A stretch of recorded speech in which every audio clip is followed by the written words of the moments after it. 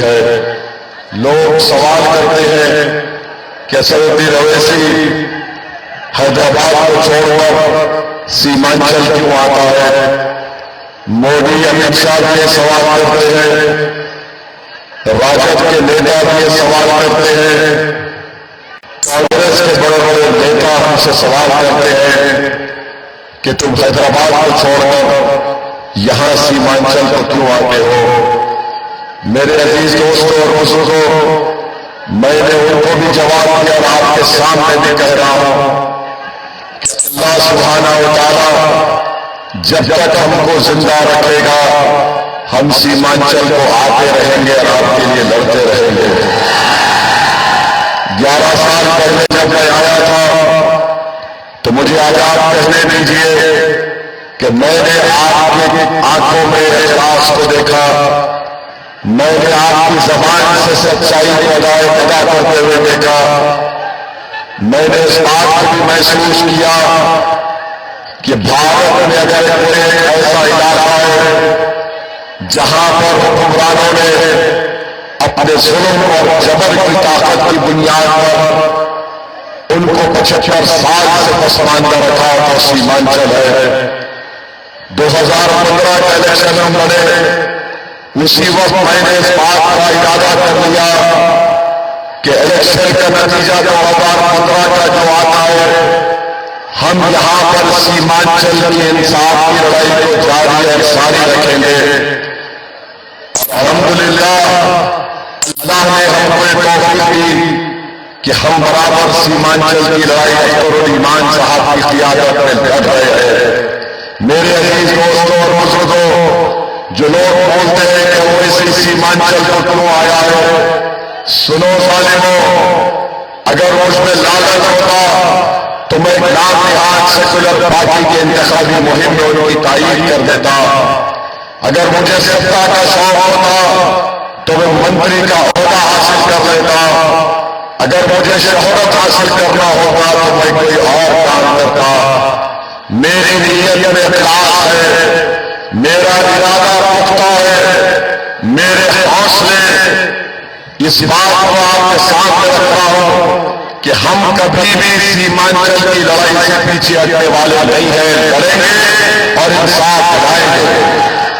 और मेरे अजीज दोस्तों और बुजुर्गों, मैं आपसे सिर्फ यही अपील करता हूं कि आप अपने दिल में इस गुनाहगार के लिए एक मोहब्बत को पैदा कर लीजिए। जो आपने पैदा किया अपने दिल में, आपने हमको जगा दिया। मैं आपका दिल की अमीर गहराइयों से आपका शुक्रिया अदा करता हूं और आपको सलाम करता हूं। अमूर की जनता 11 तारीख के दिन आपको मजलिस इत्तेहादुल मुस्लिमीन के लिए पतंग छाप के निशान पर वोट देना है।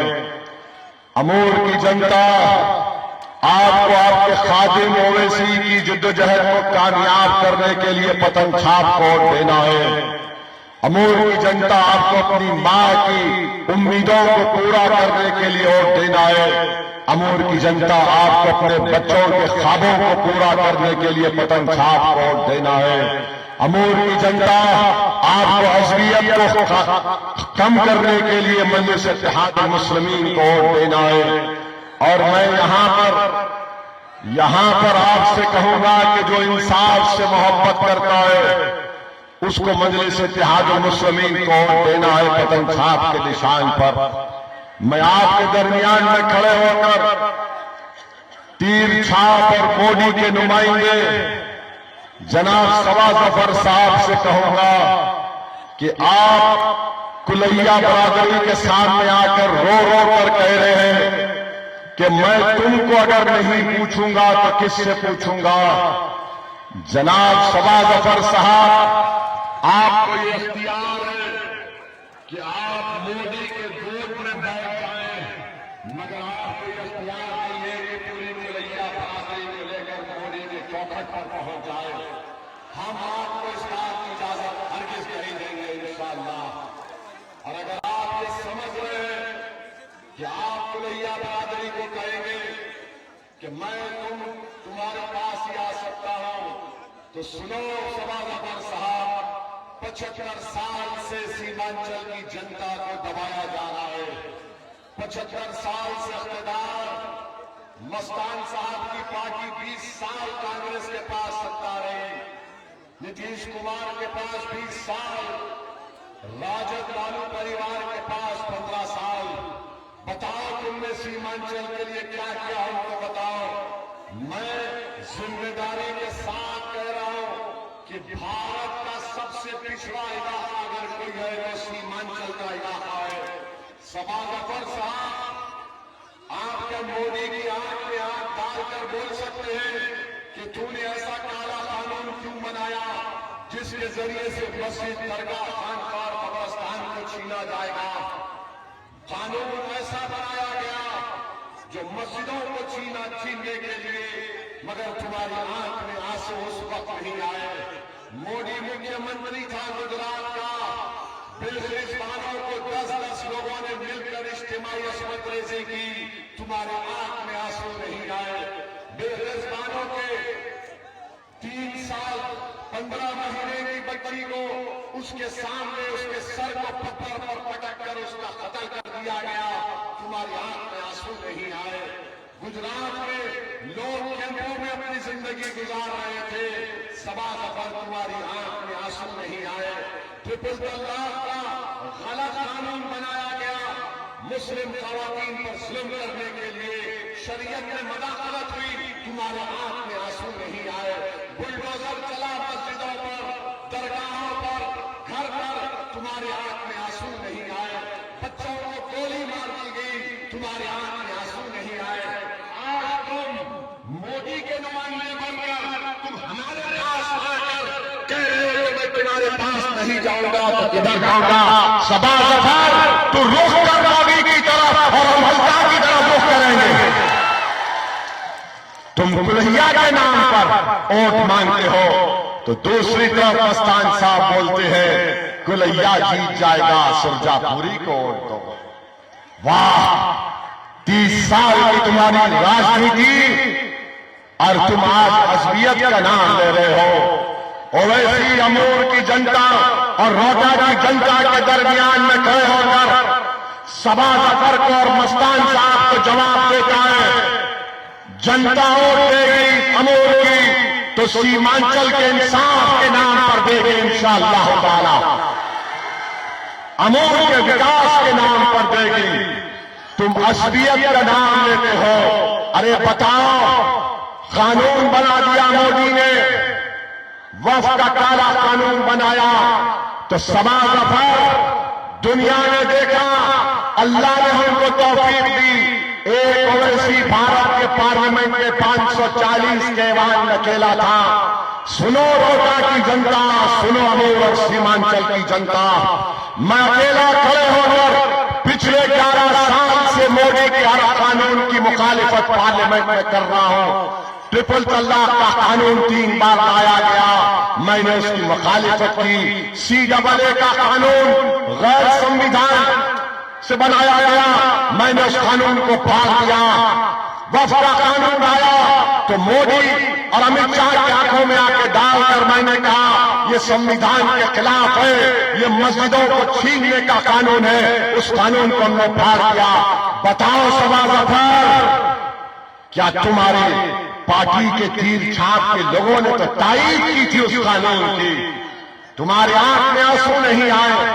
और मस्तान साहब, आपको अल्लाह ने 30 साल का मौका दिया, आप अख्तरुल ईमान को गाली देते हैं।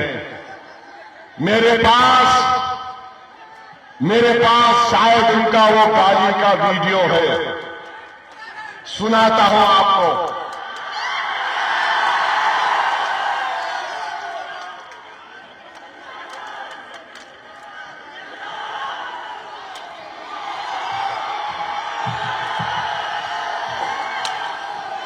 रुक जाइए भाई, दूर हटिए, ऐसा मत करिए, ठहरिए 10 मिनट ठहरिए, सुनिए।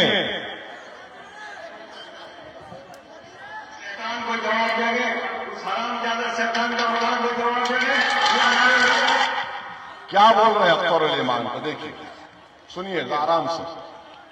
शैतान को जवाब देंगे, उस हरामजादा शैतान का औलाद को जवाब देंगे। शैतान और हरामजादा कह रहे अख्तरुल ईमान को। आप बताइए, एक आदमी इस तरह की गाली देता है और फिर कहता है सिंगापुरी के नाम पर औरतों, बताओ क्या हो गया? तुम इस उम्र के हिस्से में आए हो,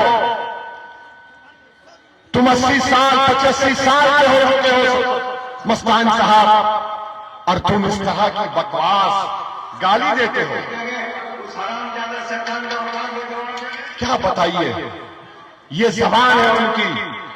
एक चुनाव जीतने के लिए मस्तान साहब अख्तरुल ईमान को गाली दे रहे हैं। 30 साल तुमने अमूर की जनता को धोखा दिया।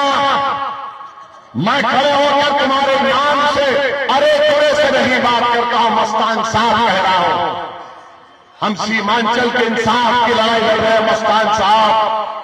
याद रखो, ओवैसी ऐसा सैलाब पैदा करेगा 11 तारीख के दिन।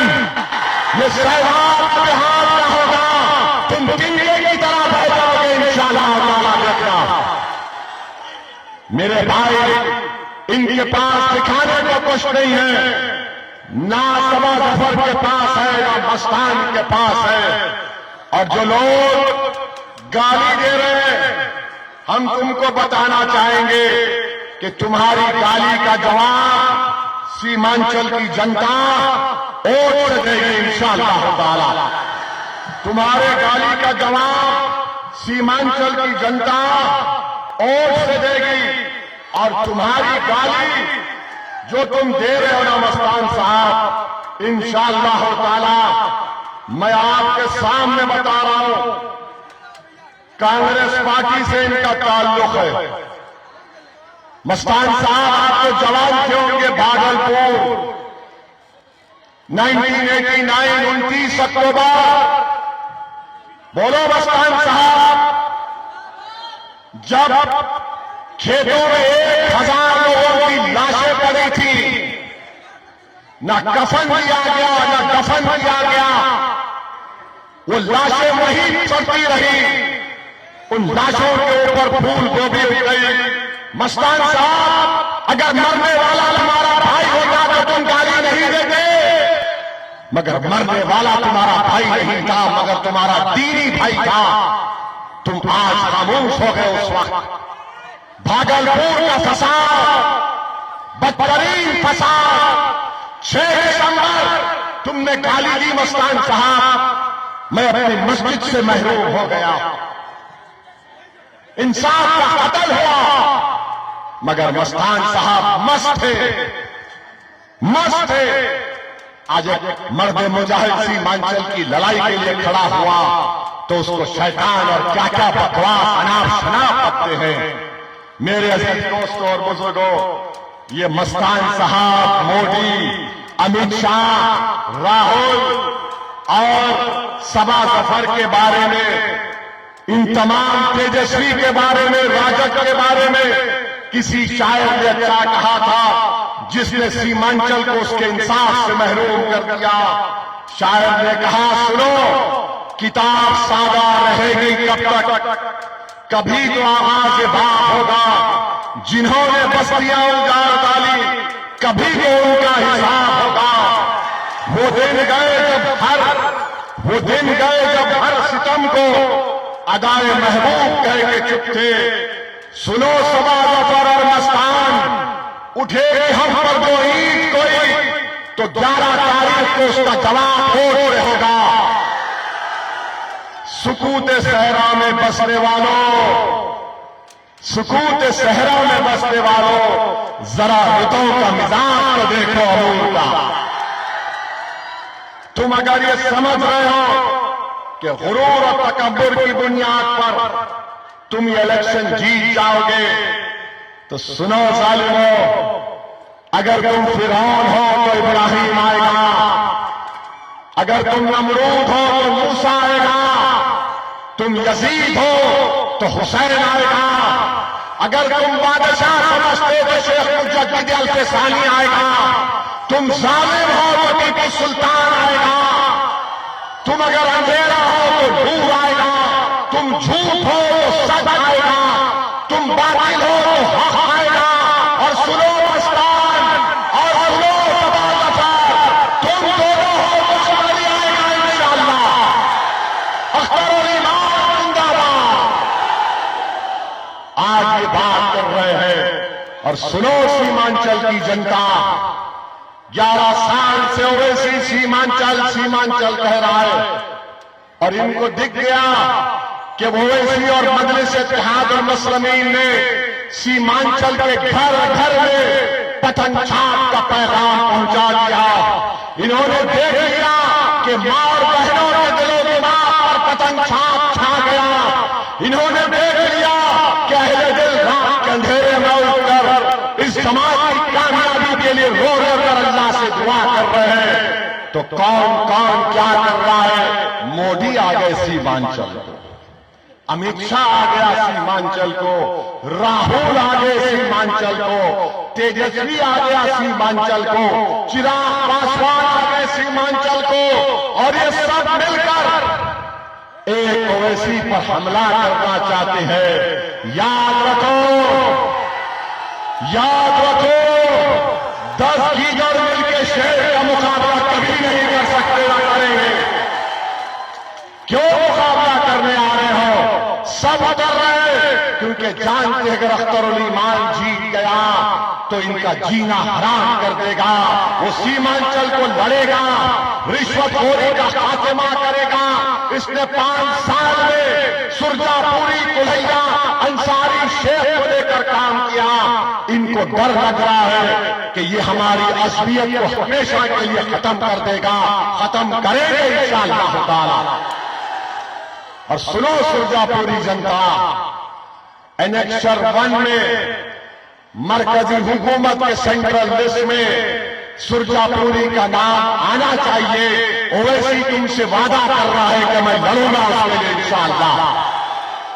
और मेरे अजीज दोस्तों और बुजुर्गों, हम आपको, हमारे हिंदू भाइयों को बताना चाह रहे हैं। एक हमारे हिंदू भाई ने मुझे फोन किया, कहा कि मैं अमूर का रहने वाला हूं, बताओ वैसी तुम जब सीमांचल के इंसाफ की बात करते हो तो क्या इसमें तुम हिंदुओं को भी शामिल करते हो? मैंने कहा मेरे भाई, मैं सीमांचल कह रहा हूं, सीमांचल में सब मजहब के लोग और आवाम बसती है। उसने कहा मुझे सबूत दो, तो मैंने कहा संविधान को खोलो, संविधान की किताब को आप भी खोलो, दफा 30 पढ़ो, जो पुकार कर बाबा साहिब अम्बेडकर ने लिखा, जिस भारत के इलाके में नाइंसाफी है, जहां पर बेरोजगारी है, जहां पर गुर्बत है, वहां पर उसको कम करना चाहिए। तो सीमांचल की लड़ाई संवैधानिक लड़ाई है दफा 32 के तहत। तो हमारे हिंदू भाई बड़े मुतासिर हुए। उन्होंने दोबारा फोन करके कहा कि तुमने सच कहा, संविधान में लिखा हुआ है। तो मैंने कहा कि आप वोट देंगे अख्तरुल ईमान को? तो उन्होंने कहा यकीनन सीमांचल की पसमानदगी को दूर करने के लिए पतन साहब को पहली मर्तबा वोट दूंगा। मेरे अजीज दोस्तों और बुजुर्गों, मैंने उनसे कहा ये क्षेत्र के न्याय की लड़ाई है, ये क्षेत्र के न्याय की लड़ाई है और इस लड़ाई में आप हमारा साथ दीजिए। याद रखिए, चुनाव की इंतखाबी मुहिम आज खत्म हो जाएगी, नतीजा 14 को आएगा इंशाअल्लाह। अख्तरुल ईमान कामयाब होंगे, मगर सीमांचल की लड़ाई में गुनाहगार करते रहेगा इंशाअल्लाह ताला। मैं आपसे पूछ रहा हूं, मैं अमूर के नौजवानों से पूछ रहा हूं, क्या तुम मेरा साथ उत्तर प्रदेश में दोगे? तुम मुरादाबाद चलोगे? तुम रामपुर चलोगे? तुम गाजीपुर चलोगे? तुम कैराना चलोगे? तो चलने से मुराद मेरे साथ चलना नहीं, तुम्हारी दुआओं का मोहताज हूं। मेरी मां और बहनें, मैं तुम्हारी दुआओं का मोहताज हूं। तुम अल्लाह के सामने हाथ उठाकर दुआ कर दो, खुदा की कसम तुम्हारा यह गुनाहगार बेटा सालों में कोई तरफ का रुख मोड़ देगा इंशाअल्लाह। हवाएं आएंगी तो उसका रुख मोड़ देगा इंशाअल्लाह ताला। बातिल को कामयाब होने नहीं देंगे, हक को गालिब अल्लाह करेगा और हम हक के सिपाही हैं। हक को कामयाब करना ये हमारी जिम्मेदारी है। तो मेरे अजीज दोस्तों और बुजुर्गों, ये क्षेत्र के न्याय की लड़ाई है। हम ईद का जवाब पत्थर से नहीं देंगे, हम ईद का जवाब पत्थर से नहीं देंगे, हम ईद का जवाब पतंग छाप को देकर देंगे। हम ईद का जवाब पतंग छाप को देकर देंगे। सबा गफार याद रखो, यजीद को भी अपनी ताकत पर बड़ा जान था, नमरूद को भी था, फिरौन को भी था, मगर ताकत जालिम को कामयाब नहीं करती। इखलास मजलूम को कामयाब करता है। अल्लाह की जात पर तवक्कल करके हम मुकाबला कर रहे हैं।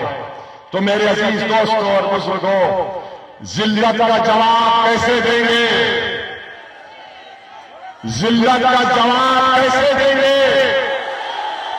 जिल्लत का जवाब जोर से बोलो, पतंग छाप कोट देकर देंगे। जवाब दो, नाइंसाफी का जवाब, नाइंसाफी का जवाब पतंग छाप कोट देकर दिया जाएगा। गुर्बत का जवाब, गुर्बत का जवाब पतंग छाप कोट देकर दिया जाएगा। जमीन कटाव का जवाब पतंग छाप कोट देकर दिया जाएगा। और मस्तान साहब ने क्या कहा था? जमीन कटाव का कारण क्या है?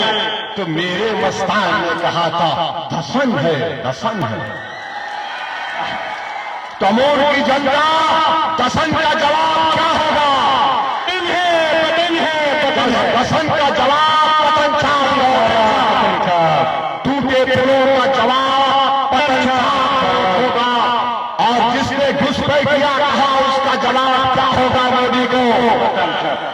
जिसने घुसपैठिया कहा उसका जवाब क्या होगा? पतंग छाप, पतंग छाप होगा। जिसने नमक हराम बोला हमको उसका जवाब पतंग छाप होगा।